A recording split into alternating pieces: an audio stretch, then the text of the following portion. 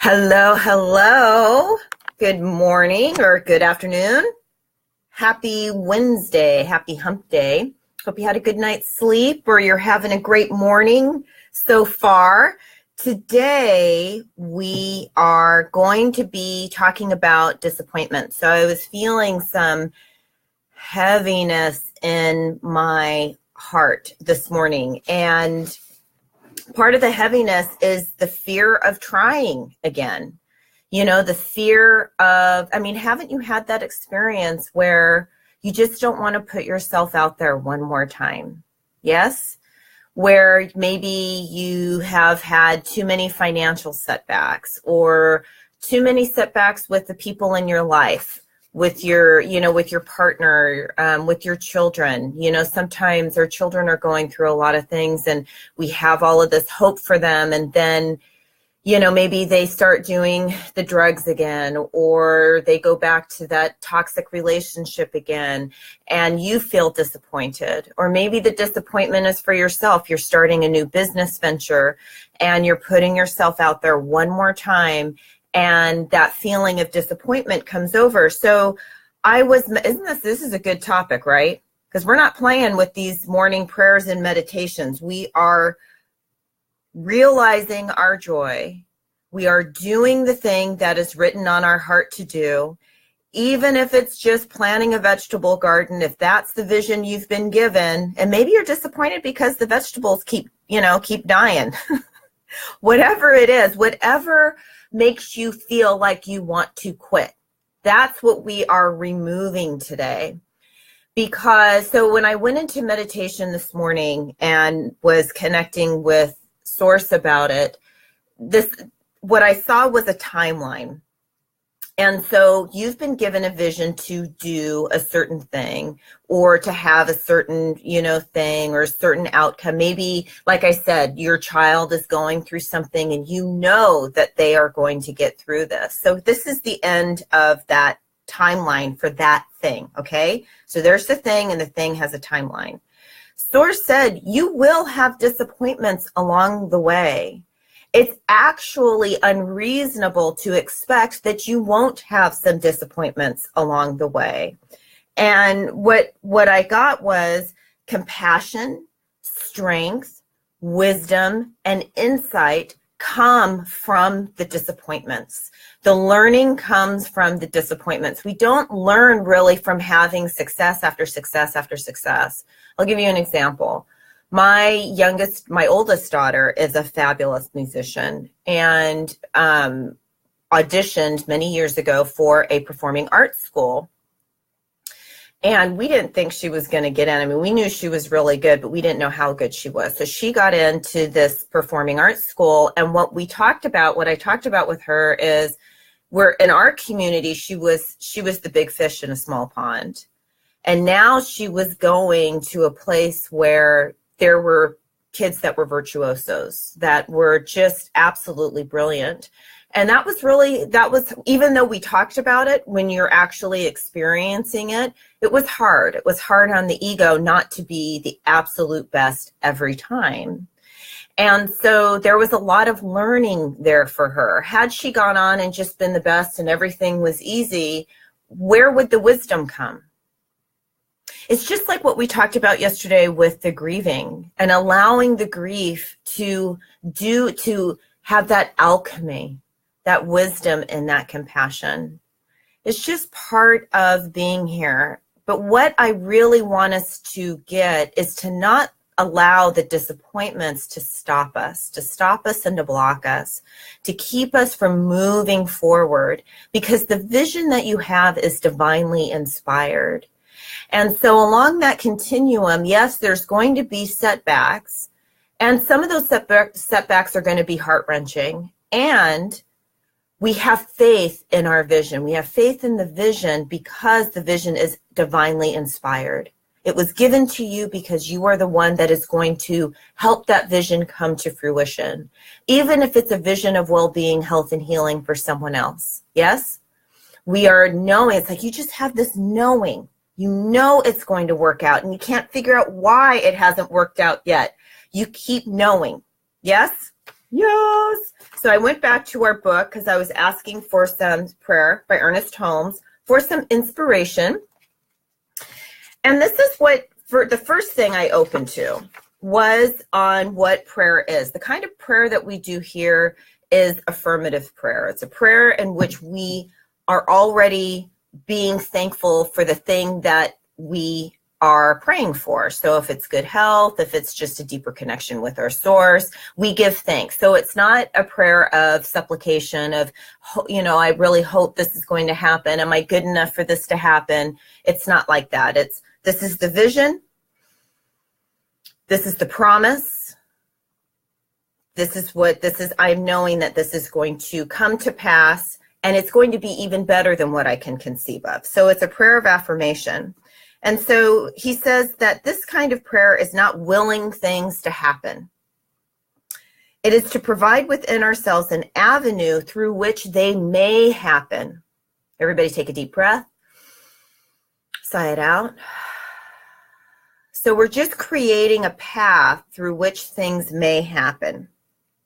It removes doubt and fear in the realization of the presence of spirit, and is necessary while we are confronting obstructions and obstacles. I mean, I opened this randomly, and it was just so perfect for what I was meditating on this morning. It removes doubt and fear in the realization of the presence of spirit.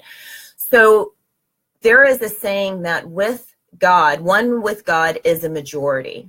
One with God is a majority. One in the spirit is a majority. When we are in that presence, where can there be doubt and fear?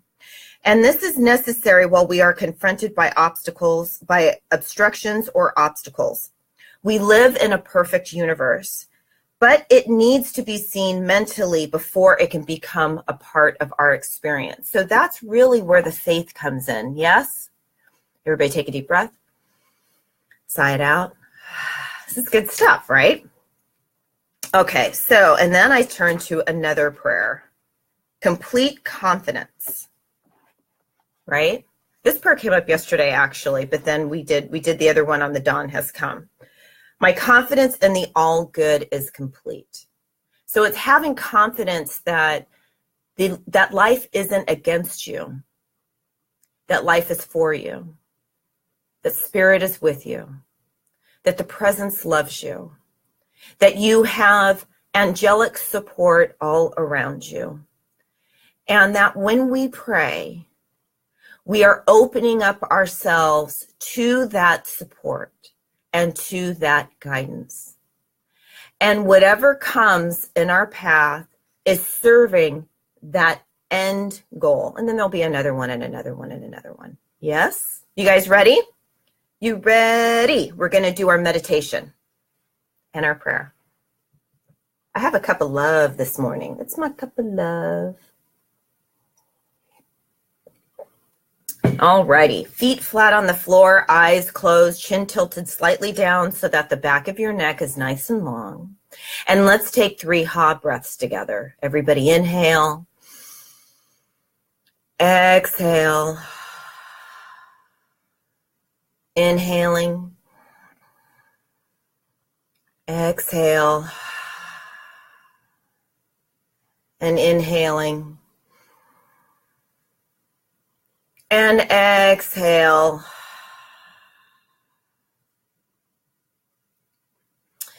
And in your mind's eye, imagine bringing down that beautiful light, that golden light as it moves down into the crown of your head, down the length of your spine.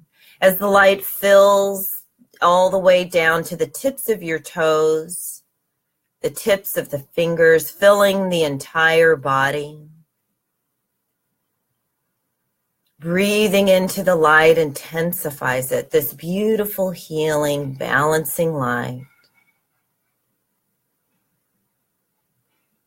The light spills out beyond the body, creating a kind of cocoon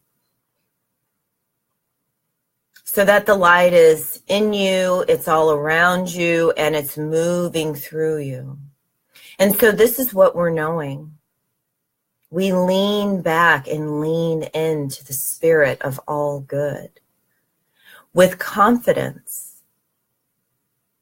with certitude, with faith in our own ability to hear the divine, to see the good that is in our path, to be receptive to the people and the situations that are already coming to us and are coming in our favor.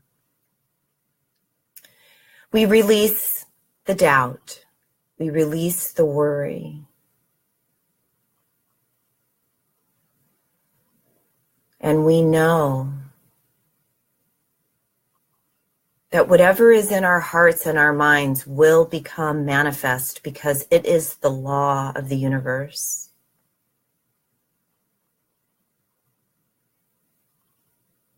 And we relax.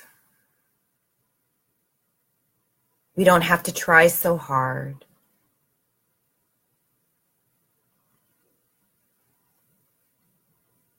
We do just what's given to us in this moment,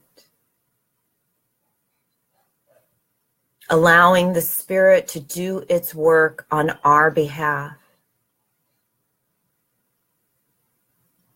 And it feels so good to put those burdens down.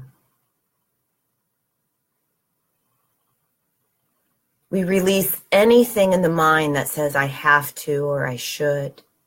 We release anything that says I'm not good enough. We release any disappointment that is so heart-wrenching we can't get back up, because we can get back up. Knowing that we are the heroes and the heroines in our own story, and that the outcome of success and victory has already been determined, and that we will realize this success in our lifetime. We are knowing the success is coming now. The success in our relationships, the success in our finances, the success in our business, the successes for the people whom we love, the success in health. We live in a miraculous world, and we harness this power of spirit, raising our vibration and the vibration of the people in our lives and in our communities. And we give thanks. We give thanks for this time together. We give thanks for the breath. We give thanks for the challenges, knowing that we get stronger each time, and that the reward is going to be so much sweeter. We give thanks to our angels and our guides for helping us and supporting us. And we give thanks to the divine presence. Inhaling.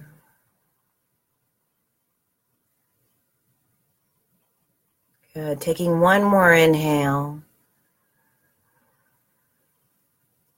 And sigh it out. Very gently opening up your eyes, coming all the way back to the room. Give yourself a hug. Give yourself another hug. Taking this knowing and this confidence into not just the rest of your day, but just, in fact, I'd like you today to vision, what is it that is your heart's desire? The relationship, the finances, just a feeling of joy and connection. And just sit with that. The other thing that Spirit said to me is, when you try again, and you will try again, shake off the past. Shake off the past disappointments. Get completely present. Come into this now moment. That's how you keep moving forward. Yes?